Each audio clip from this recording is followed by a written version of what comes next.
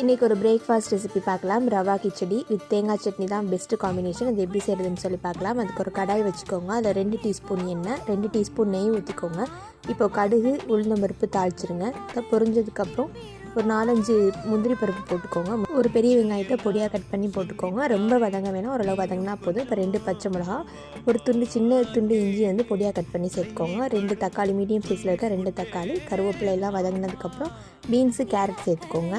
கொஞ்சம் மஞ்சத்தூள், அதுக்கப்புறம் வந்து கிச்சடிக்கு தேவையான அளவு உப்பு சேர்த்துக்கலாம். இப்போ நான் 1 கப் ரவை வந்து எடுத்துருக்கிறேன். 1 கப் ரவையோடு வந்து கொட்டிட்டு நல்லா வந்து இந்த மாதிரி கிளறி விட்டுருங்க. 1 கப் ரவைக்கு 2 கப் தண்ணி எடுத்துருக்கிறேன். தண்ணி நல்லா ஊற்றிட்டு மூடி போட்டு மூடிடுங்க.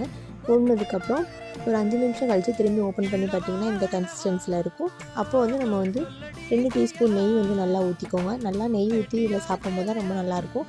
நெய் ஊற்றிட்டு மூடி வச்சு மூடிடுங்க. 2 நிமிஷம் கழிச்சு ஓப்பன் பண்ணிவிட்டு லாஸ்ட்டில் வந்து கொத்தமல்லியில் தூவிட்டு நீங்கள் சர்வ் பண்ணலாம்.